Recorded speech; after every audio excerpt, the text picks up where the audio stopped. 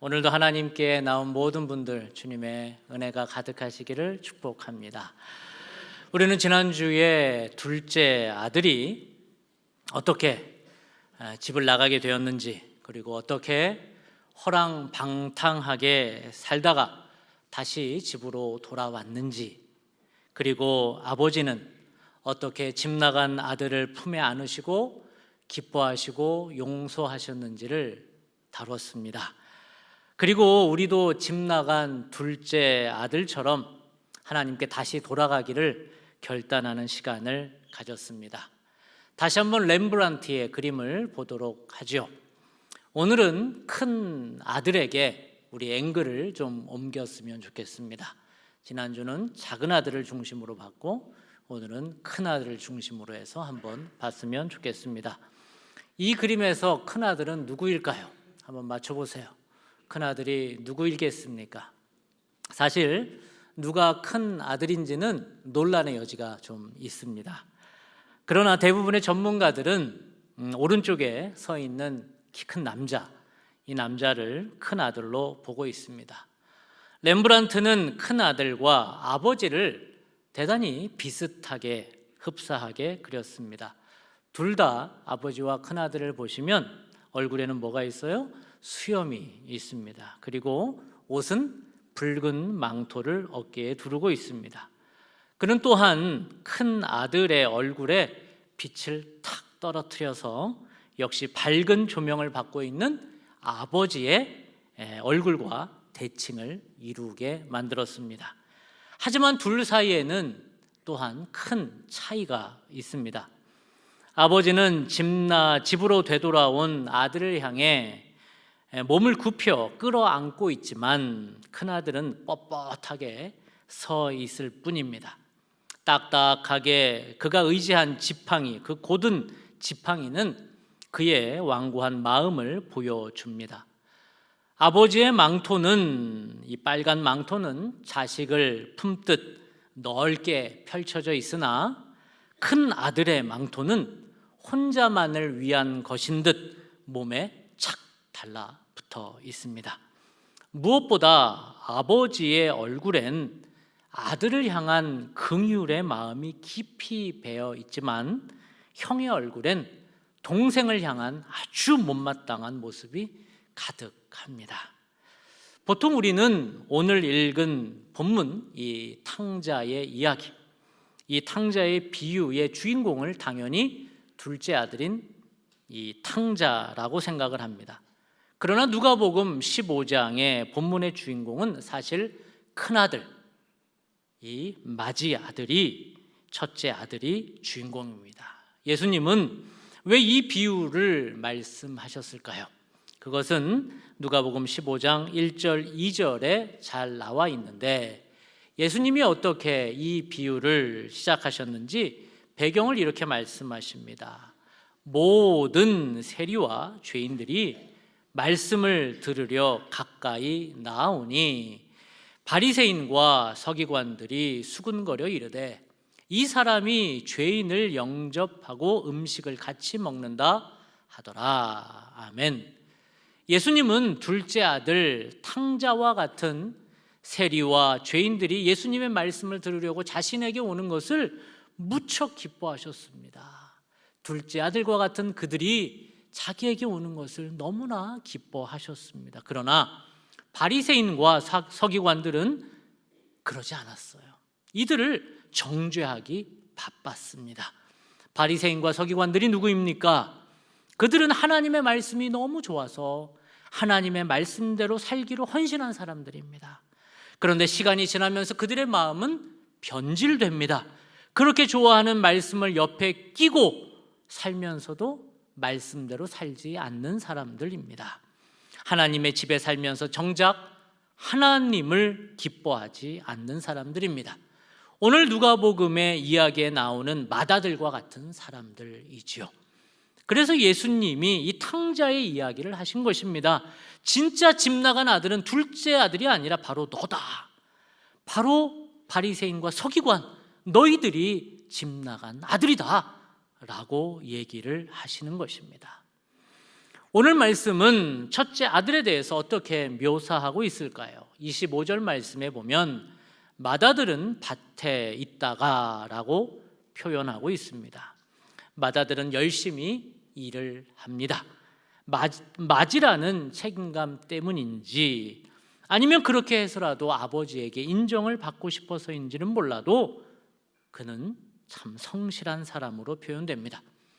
29절 말씀에 보면 그는 여러 해 아버지를 섬겼어도 명을 어김이 없는 충성된 아들로 표현되고 있습니다.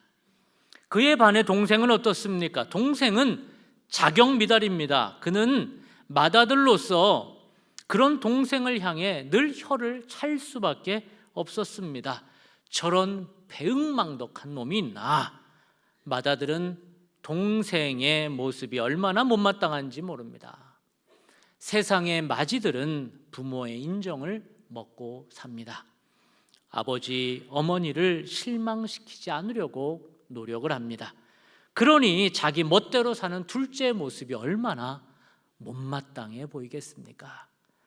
그러면서 동시에 맏이들은 저 좋은 일을 마음껏 하는 동생이 또한 부럽습니다. 맏이는 동생처럼 사실 탈선할 용기도 없습니다.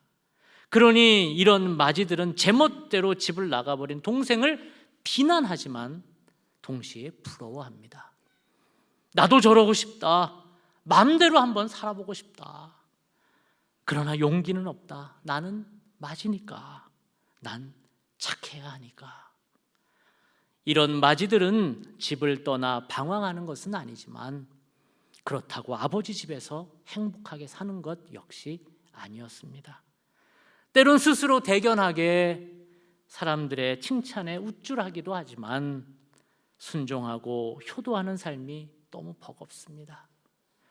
결국 순종과 효도는 짐이 되었고 섬김은 종살이가 되었습니다. 그러던 어느 날 집 나간 동생이 돌아왔습니다. 남루한 복장과 흐려진 눈빛을 동반하고 아버지의 아들이라고는 믿을 수 없을 만큼 초췌한 모습으로 돌아왔습니다. 멍청한 놈, 칼을 뽑았으면 무라도 베어야지. 저렇게 실패자로 돌아오나? 그는 동생이 싫었습니다. 아니, 일면 동생의 가출을 동경했고 투사했던 자신의 페르조나가 실패하고 돌아온 것 같아 싫었습니다. 그런데 그는 동생을 대하는 아버지의 모습이 더 싫고 더 화가 났습니다. 23절, 24절을 함께 읽어보겠습니다. 살찐 송아지를 끌어다가 잡으라. 우리가 먹고 즐기자. 이 내 아들은 죽었다가 다시 살아났으며 내가 잃었다가 다시 얻었노라 하니 그들이 즐거워하더라. 아멘. 아니, 이 모든 것을 탕진한 놈에게 태영 100대를 내려도 시원찮을 판에 잔치상이라니. 나는 평생 아버지 집에서 일만 했는데, 나는 평생 내 목소리 한 번도 내지 못하고 살았는데, 싫어도 싫다는 표현도 못하고 하고 싶은 일이 있어도 다 참아가며 지금까지 시키는 대로 다 하였건만, 아니 저놈은 가산을 다 탕진하고 돌아왔는데 아버지는 어찌 이렇게 융숭한 대접을 저 아들에게 해줄 수 있는 것인가? 그래서 그는 아버지에게 따집니다. 28절, 29절입니다. 맏아들이 노하여 들어가고자 하지 아니하거든 아버지가 나와서 고난데 아버지께 대답하여 이르되 내가 여러 번 아버지를 섬겨 명을 어김이 없거늘 내게는 염소 새끼라도 주어 나와 내 벗으로 즐기게 하신 일이 없더니. 맏아들은 상당히 섭섭했나 봅니다. 아마도 아버지에게 꾹 참았던 말을 처음 터뜨리는 것처럼 떨리는 목소리로 섭섭함과 울분을 쏟아냅니다. 큰 아들은 참 성실한 아들입니다. 부모에게 순종하는 착한 아들입니다. 그런데 이렇게 착한 아들에게는 치명적인 약점이 있습니다. 그것이 무엇이냐 하면 내가 의롭다는 생각입니다. 내가 의롭다는 생각으로 다른 사람을 판단하는 것이 치명적인 약점입니다.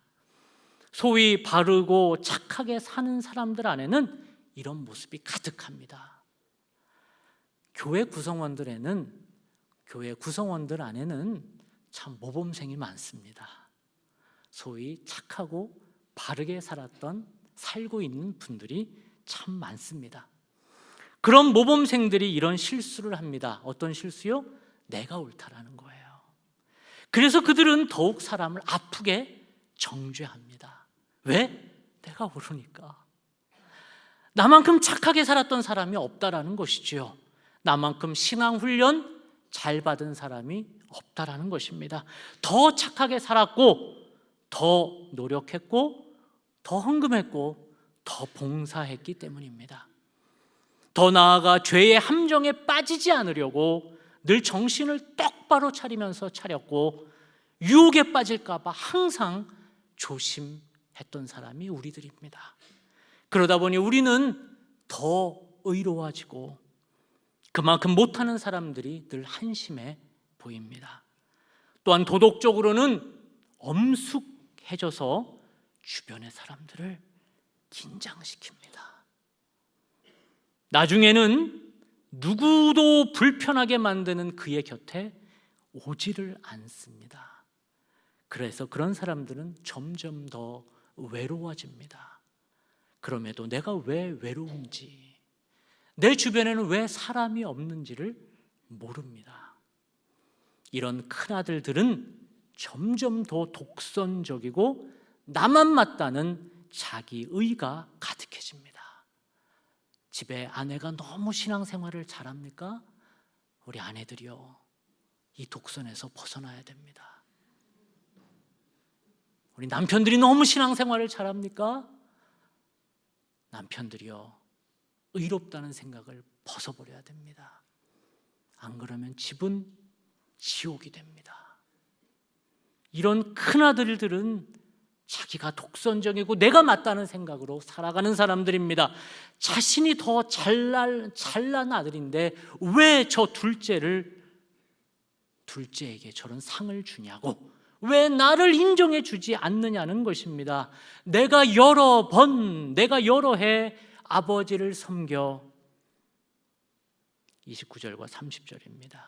내가 여러 해 아버지를 섬겨 명을 어김이 없거늘 내게는 염소 새끼라도 주어 나와 내 벗으로 즐기게 하신 일이 없더니 아버지의 살림을 창녀들과 함께 삼켜버린 이 아들이 돌아오매 이를 위하여 살찐 송아지를 잡으셨나이다. 우리는 어떻습니까? 여러분은 아버지 집에 있으면서 아들인 것에 감사하며 아버지와 함께 있는 것 자체로만 감격하고 살고 있습니까? 아니면 내 기준에 한참 모자라는 탕자와 같은 사람을 내리 깔아보면서 그들을 정죄하며 못마땅해 하고 있지는 않습니까? 혹시라도 그들에게 조금이라도 특혜가 가는지 매의 눈으로, 그의 눈초리로 바라보면서 아버지가 손에 가락지라도 껴주는 신용만 해도, 송아지가 아니라 닭 모가지를 주려는 신용만 해도 아버지를 향해 삿대질을 하는 그런 맏아들로 살아가고 있지는 않습니까?